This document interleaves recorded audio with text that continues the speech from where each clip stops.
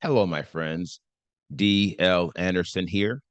Welcome back to Transformation by Truth podcast as we share the truth concerning these last days and what you must do to save yourself from the violent times that are just ahead. Today's podcast is a word of truth accounting of the end times. The end is coming. The end is near. Today's podcast is entitled End Times 245, The People and Places of the Restoration, Part 5. The podcast objectives are reveal who has been in control of the land of Israel during the end times, analyze the captivity of the Americas, analyze the importance of understanding who's who, and reveal why so many will never see the truth. This lesson contains timelines and other visuals. Therefore, if you are listening to the podcast, I advise you to watch the video version on our website or YouTube, or request a PDF of the lesson so you can add the visual effect. With no place to go. Now, in the most recent podcast, we introduced the third and fourth dispersions of the nation of Israel. It was expedient for us to review these two dispersions in conjunction for the following reason, which I will offer as an interest point. Unlike the Assyrian and Babylonian captivity, there was no interval between the captivity of continental Africa and the captivity of the Americas, in which the nation of Israel returned home. On the contrary, the nation of Israel went directly into captivity in the Americas while they were in captivity in continental Africa. The reason why is sure. By the time the nation had gone into captivity in continental Africa, the world had transitioned into the infamous times of the Gentiles. As for the Assyrian and Babylonian captivities, these occurred prior to this disastrous time. Here's a question. What is the primary association between the dispersions of the nation of Israel and the times of the Gentiles? The answer, the word of truth reveals that Jerusalem and our land would be trodden down by the Gentiles during their time. Luke 21, 20 to 24 reads, "And when you see Jerusalem surrounded by armies, then know that its laying waste is near. Then let those in Yehuda flee to the mountains, and let those who are in the midst of her go out, and let not those who are in the fields enter her. Because these are the days of vengeance, to fill all that have been written, and they shall fall by the edge of the sword, and be led away captive into all nations. And Jerusalem shall be trodden down by the Gentiles until the times of the Gentiles are fulfilled." This passage speaks expressly to why the nation of Israel could not return to the land of promise after entering continental Africa. It's because the land fell into the hands of the Gentiles, and it will remain in their possession until the fourth season in these last days. This reality, which is supported by the word of truth, reveals a great mystery concerning, at the very least, a major faction of those who call themselves Jews in these last days. I will offer it in the form of an interest point, and I ask you to receive it by the Spirit and without prejudice. Seeing as Yahushua Messiah told us that Jerusalem would be trodden down by the Gentiles until the fourth season in these last days, then it must be understood that those who are currently in the land of promise are Gentiles. Otherwise, if we presume those who are in the land today are, in fact, Israelites descending from Jacob, then we are calling our loving master a liar. And this is something his people would never do. This conclusion is in line with the revelation of Yahushua Messiah authored by John, which we analyzed in a prior podcast. In it, we found John saying, "See, I am giving up those of the synagogue of Satan, who say they are Yehudim and are not, but lie. See, I am making them come and worship before your feet, and to know that I have loved you." This word, found in Revelation 3, reinforces a reality that is difficult for many to accept. That is, the reality that many who call themselves Jews are not Hebrew Israelites. Rather, they are Gentiles. My dear friends, we must accept this truth. We must accept this reality if we are children of the Most High. For as Elohim is our Father, we cannot continue in believing a lie. We cannot continue to embrace an alternate reality created by our enemy. Here is the conclusion of this matter. The Gentiles have been in full control of the land of Israel since Rome destroyed Jerusalem in 70 CE. And all who have maintained rule in the land are ethnic Gentiles according to the word of truth.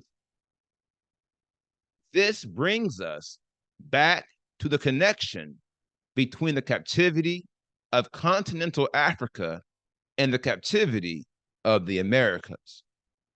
Explicitly, after the siege of Jerusalem, the nation of Israel found themselves, for all intents and purposes, trapped within continental Africa with no place to go. The captivity of the Americas. Now, this proverbial dead end set the stage for the captivity of the Americas. Remember, Elohim had, by this point in time, scattered his people to the northern, eastern, and southern corners of the world.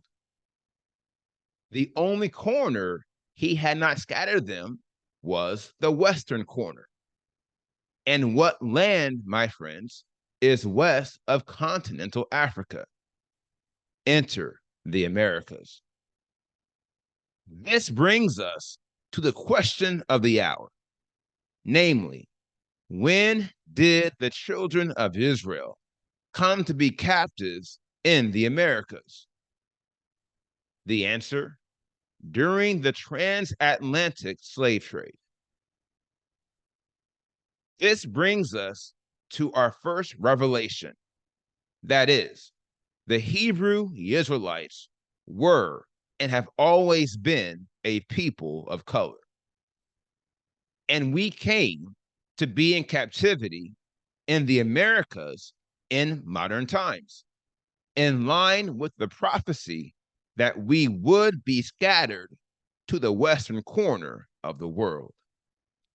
Now, very needless to say, there are scriptures and historical pieces of evidence which prove the Hebrew Israelites are a people of color, as were all the Shemites in their origin.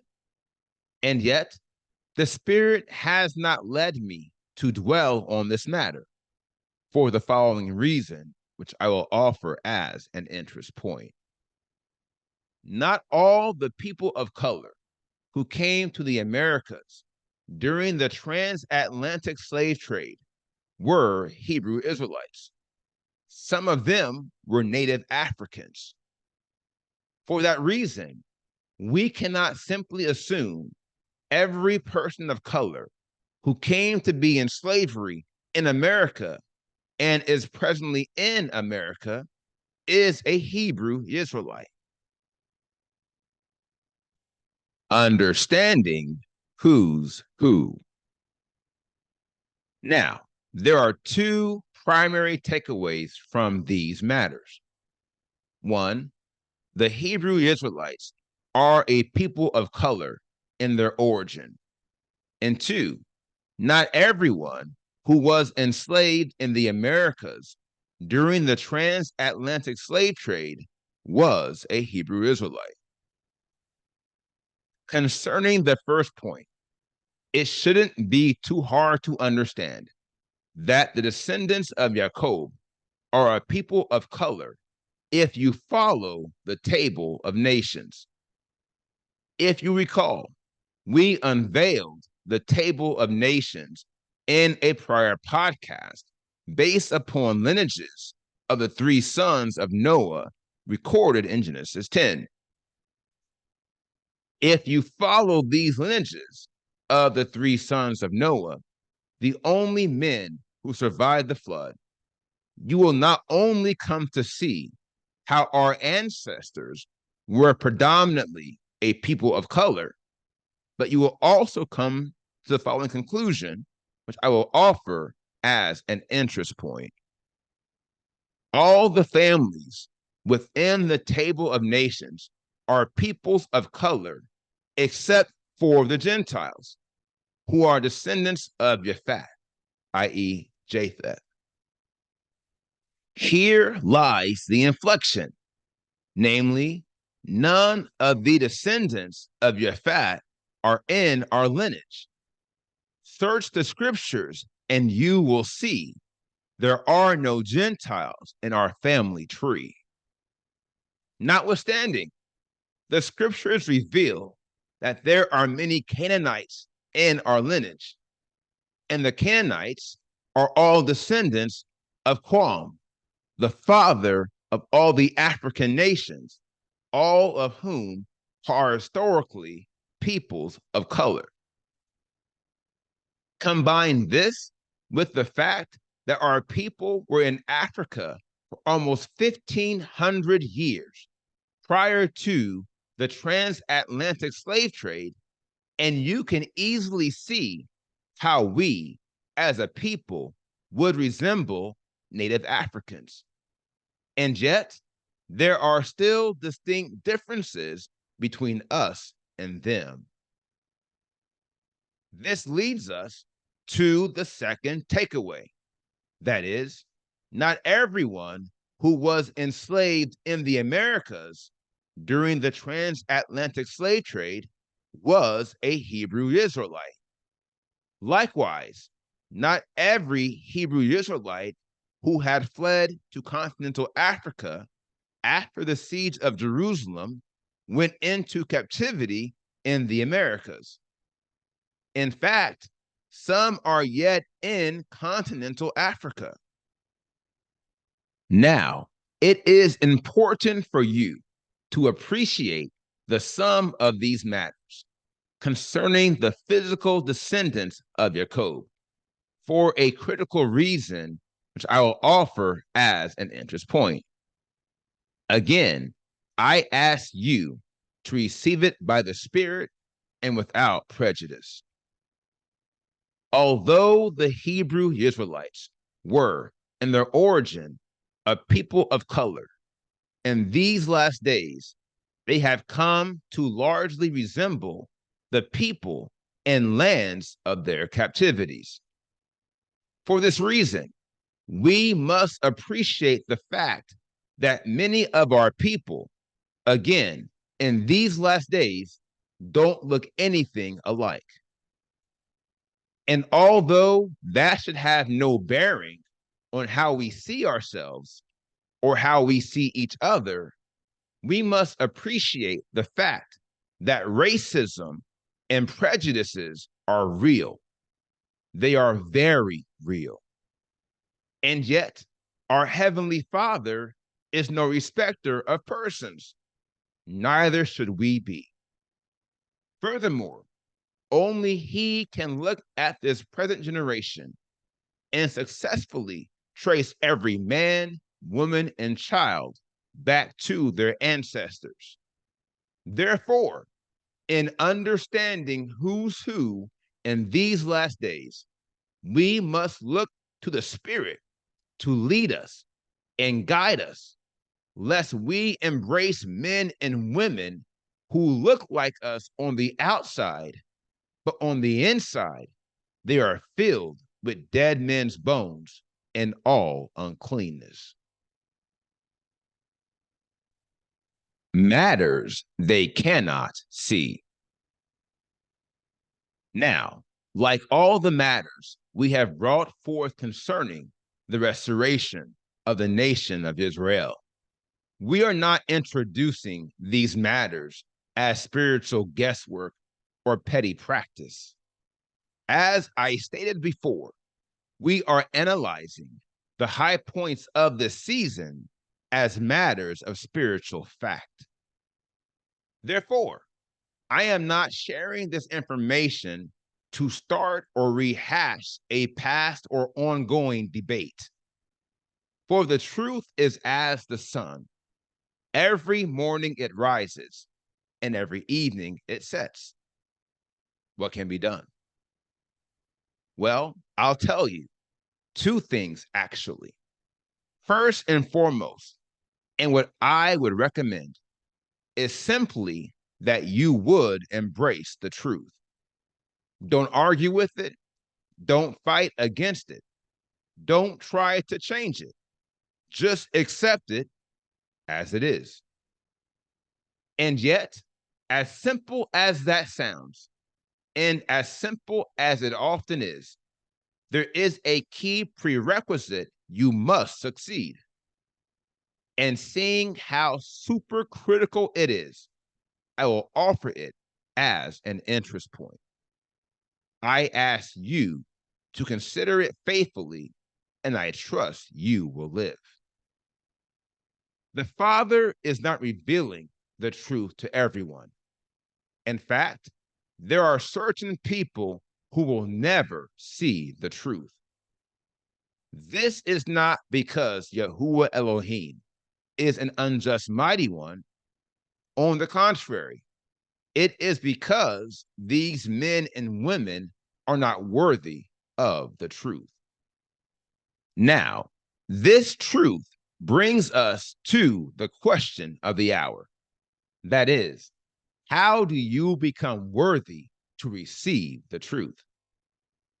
The answer, you must be transformed into the image and likeness of Yahushua Messiah, a man who hated this world of iniquity and detested its works and its ways.